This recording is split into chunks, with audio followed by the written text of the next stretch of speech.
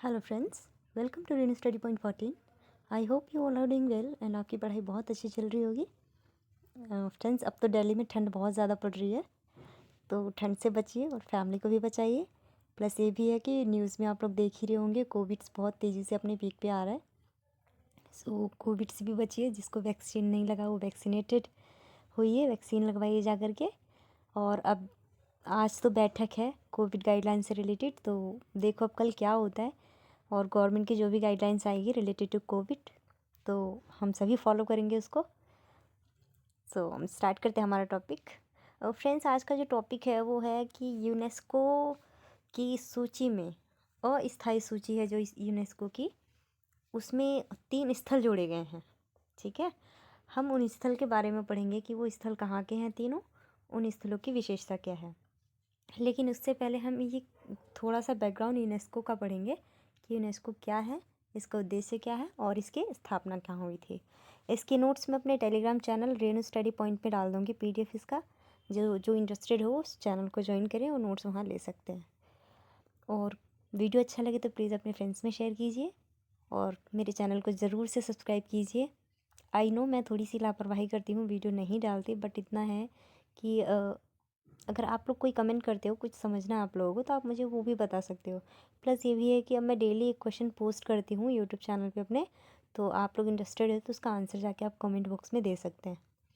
सो हम स्टार्ट करते हैं। सबसे पहले देखो आप, यूनेस्को की स्थापना कब हुई थी? 16 नवंबर 1945 में। ओके, इसका मुख्यालय कहाँ है? पेरिस में।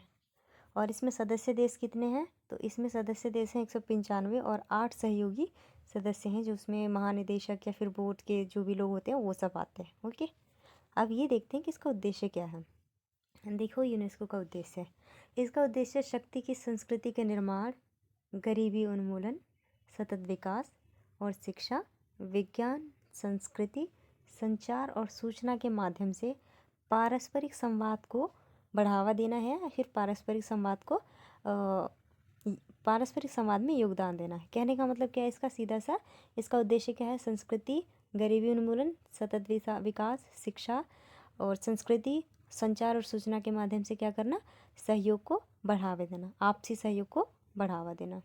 ठीक है, अब हम उन पे बात करेंगे जो 3 स्थल हैं जो यूनेस्को की अस्थायी सूची में शामिल हुए हैं। लेकिन उससे पहले जब हमने यूनेस्को समझ लिया तो एक टर्म है अस्थायी सूची। ओके, अब ये अस्थायी सूची क्या है हम इसको भी पढ़ेंगे कि यूनेस्को की साइट पे इसका क्या डेफिनेशन है, तो हम उसको देखते हैं।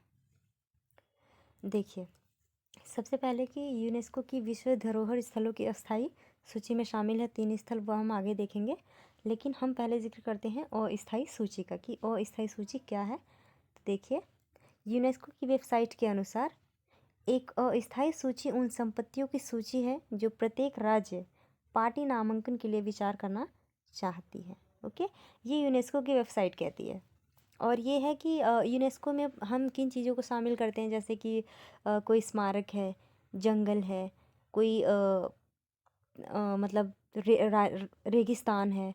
ठीक है, मतलब ऐसी चीज़ों को, इमारत है कोई, तो हम ऐसी चीज़ों को विश्व धरोहर में संरक्षित करने के लिए रखते हैं इसमें। ठीक है, और उनके लिए सुरक्षा के इंतज़ाम करते हैं जो भी विश्व धरोहर में शामिल होते हैं। ठीक है, आगे देखिए। अब ये हैं वो 3 स्थल जो यूनेस्को की विरासत विश्व धरोहर की अस्थायी सूची में शामिल हैं। देखिए, ये बहुत ही इम्पॉर्टेंट है रिलेटेड टू UPSC एग्ज़ाम। ठीक है, या फिर all types of government exam. ये नहीं है कि सिर्फ UPSC में, हालांकि UPSC के पॉइंट ऑफ व्यू से तो बहुत ज़्यादा इम्पॉर्टेंट है, लेकिन ऑल एग्ज़ाम के लिए भी बहुत इंपॉर्टेंट है। फ़र्क ये है कि क्वेश्चन का वो लेवल कम हो जाता है एग्ज़ाम के लेवल को देखते हुए कि क्वेश्चन किस तरह से पूछा जा रहा है। ठीक है, तो ये UPSC के पॉइंट ऑफ व्यू से मोस्ट इम्पॉर्टेंट है, तो होपफुली कि आप लोग इसको देखें। तो पहला क्या है? वड़नगर, एक बहुस्तरीय क्योंकि मैं खुद भी UPSC की कैंडिडेट हूँ, तो इतना तो मैं जानती हूँ कि क्या एग्ज़ाम में पूछ सकता है क्या नहीं। क्योंकि पेपर देखने के बाद, पढ़ने के बाद, देने के बाद इतना तो एनालिसिस हो जाता है कि क्या हम पेपर में क्या पेपर में आ सकता है, क्या पेपर में नहीं आ सकता, क्या चीज़ इंपॉर्टेंट है। तो उसके हिसाब से तो ये मेरे अकॉर्डिंग ये यूपीएससी के लिए बहुत ज़्यादा इम्पॉर्टेंट है। इनफैक्ट मेरे जितने ऑडियो आर्टिकल हैं वो सारी चीज़ों के लिए मैं सिर्फ यूपीएससी को टारगेट करती हूँ, तो ये वहाँ पे बहुत हेल्पफुल होंगे। दूसरा है सूर्य मंदिर मोढेरा। फ्रेंड्स, इसमें जो ये दो स्थल हैं ये गुजरात में हैं और ये वड़नगर से सभी परिचित होंगे क्योंकि हमारे प्रधानमंत्री जी का टाउन होम है यहाँ पे। सो इसके लिए तो जानते ही होंगे। तो ये दोनों जो जगह हैं ये गुजरात में हैं, प्लस एक और है ऊनाकोटी की रॉक कट मूर्तियाँ जो कि त्रिपुरा में हैं। ओके, तो ये तीनों ही पूछ सकता है। अब इनकी हम विशेषताओं पे बात करते हैं। सबसे पहले वड़नगर की विशेषता देखिए। वड़नगर एक ऐतिहासिक शहर है जिसका 2700 से अधिक वर्षों से निरंतर निवास था। यह समय के साथ विकसित हुआ और इसकी एक प्रारंभिक ऐतिहासिक किलेबंदी बस्ती, हिंटरलैंड बंदरगाह, गोले और मोतियों के उद्योग के केंद्र, मध्ययुगीन शहर, धार्मिक केंद्र, व्यापार मार्गों पर एक महत्वपूर्ण जंक्शन और व्यापारिक शहर है। ये है हमारी वड़नगर की विशेषता। अभी और भी हैं, हम आगे देखते हैं। देखिए, शहर का वर्तमान शहरी कपड़ा, ऐतिहासिक योजना और वास्तुशिल्प डिज़ाइन तत्वों की निरंतरता को प्रभावी ढंग से प्रदर्शित करता है। अब देखिए कि जो वड़नगर है इसके बारे में यूनेस्को की वेबसाइट पे क्या विवरण दिया गया है। यूनेस्को की वेबसाइट पर वड़नगर के विवरण में कहा गया है कि ऐतिहासिक शहर की निरंतरता हड़प्पा और कालीबंगन जैसी साइट के विपरीत अपनी लचीलापन, उत्कृष्ट सार्वभौमिक मूल्य साबित करती है। ये है वड़नगर की विशेषता है। होपफुली कि आपको समझ में आया होगा, बहुत इजी लैंग्वेज में है। और जैसे कि मेरा सोर्स भी आपको पता है, पीआईबी होता है, द हिंदू होता है और एक और है द इंडियन एक्सप्रेस। ठीक है, इंडियन एक्सप्रेस, यही मेरे सोर्स होते हैं। तो मुझे नहीं लगता कि यहाँ पे कोई भी मैटर गलत होगा या फिर कोई चीज़ गलत होगी। बहुत इजी लैंग्वेज में समझ में आएगा आपको। आगे चलते हैं हम। देखिए, दूसरा है मोढेरा का सूर्य मंदिर। ठीक है, ये भी गुजरात में ही है क्योंकि मैंने अभी बताया दो गुजरात में है और एक त्रिपुरा में है। तो देखिए, मेहसाना जिले के बेचाराजी तालुका में रूपन नदी की सहायक नदी पुष्पावती के बाएं किनारे पर स्थित है। मंदिर के विवरण में कहा गया है कि मंदिर के विवरण में वेबसाइट की जो यूनेस्को की वेबसाइट है उस पर मंदिर के विवरण के बारे में क्या कहा गया है हम उसको देखेंगे। फ्रेंड्स, इसमें एक चीज़ और है कि इसमें बहुत अच्छे अच्छे शब्दों का, टर्म का प्रयोग है जो हो सकता है पेपर में उस टर्म को देख के पूछ ले, तो उस टर्म को भी आपको ध्यान में रखना है। देखिए, सबसे पहले देखिए, यह मारू गुर्जर स्थापत्य शैली में बना है जिसमें मुख्य मंदिर है गर्भगृह। देखिए, ऐसे टर्म को याद रखना आपको। एक हॉल है जिसे गढ़ मंडप कहा गया है। एक बाहरी हॉल या असेंबली है जिसे सभा मंडप या रंग मंडप कहा गया है। और एक पवित्र पुल है जिसे कुंडा कहा गया है। ठीक है, और इसी कुंड को अब क्या कहा जाता है, राम कुंड। तो ये जो शब्द है ना, गर्भगृह है, एक सेकेंड, ये जो शब्द है ना, ये गर्भगृह है या फिर ये गढ़ मंडप है या फिर ये गढ़ मंडप या सभा मंडप या रंग मंडप है, कुंड है या फिर राम कुंड है, इन टर्म को याद रखना आपको। किस शैली में ये बनी हुई है उस शैली को याद रखना है। तो ये बहुत इंपॉर्टेंट हो जाता है पेपर के पॉइंट ऑफ व्यू से। ठीक है, आगे देखिए, सॉरी, अब दूसरा देखिए, यह पूर्वमुखी मंदिर चमकीले पीले बलुआ पत्थर से बनाया गया है।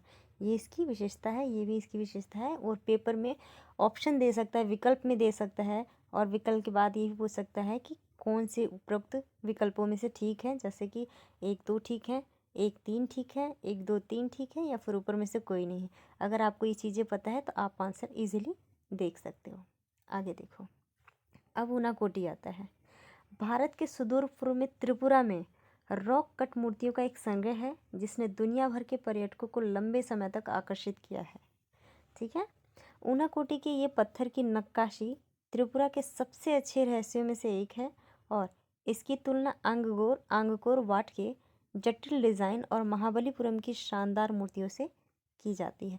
अभी जैसे कि एक होता है ना कि कुछ हम इमेज चीज़ें देख लेते हैं तो हमें वो चीज़ ज़्यादा याद रहती हैं। तो अभी मैं तीनों का भी एक इमेज दिखाऊंगी आपको कि वड़नगर कैसा है, ऊनाकोटी की रॉक कट कैसी है। ठीक है, तो आगे चलते हैं।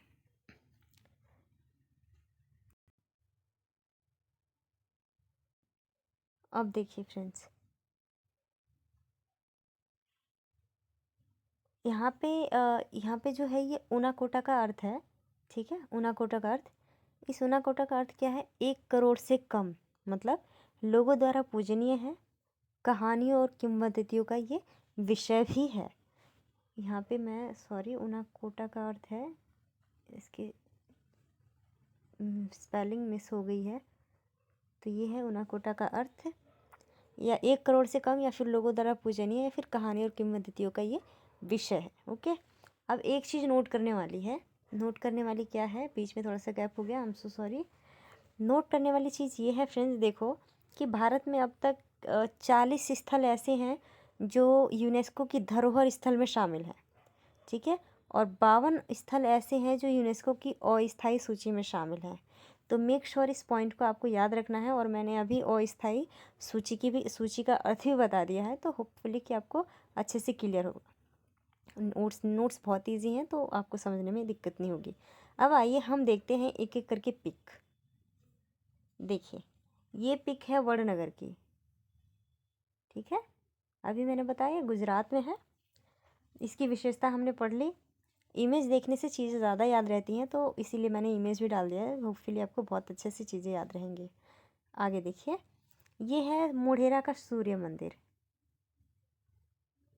मोढेरा का सूर्य मंदिर। अब इसकी मंदिर की जितनी भी खासियत थी वो मैंने सब बता दी, चाहे सभा मंडप हो, रंग मंडप हो, कुंड हो, या फिर राम कुंड हो, या फिर सिर्फ मंडप हो, गर्भगृह हो, सारी चीज़ें मैंने बता दी। तो होपफुली कि आपको ये इमेज देख के चीज़ें अच्छे से याद रहेंगी। आगे देखिए, ये है त्रिपुरा का रॉक कट, ठीक है। रॉक कट का मतलब चट्टानों के अंदर काट काट के डिज़ाइन फ्रेम करना, जैसे मूर्तियाँ बनी हुई इसमें। तो इसको भी यूनेस्को की अस्थायी सूची में शामिल किया गया है, ठीक है। तो ये बहुत प्राउड मोमेंट है इंडिया के लिए, क्योंकि ऐसी चीज़ें, क्या हमारे प्रधानमंत्री ने ट्वीट किया क्या कि भारत ऐसी जो भी विविधता है उसके लिए प्रतिबद्ध है, ठीक है। और जैसे कि ये हमारी चीज़ें जो विश्व धरोहर स्थल में शामिल होती है, इससे क्या है, भारत की विविधता की पहचान बढ़ रही है अंतर्राष्ट्रीय स्तर पर, ठीक है। तो ये बहुत प्राउड मोमेंट है हमारे लिए। सो आपके लिए भी है। And thank you so much. अगर आपको वीडियो प्लीज़ अच्छा लगे तो मेरे चैनल को सब्सक्राइब कीजिए। लापरवाही तो मैं बहुत करती हूँ, but please I am so sorry. मैं उम्मीद करती हूँ कि आपको नोट्स अच्छे लगेंगे। Thank you so much and have a nice day.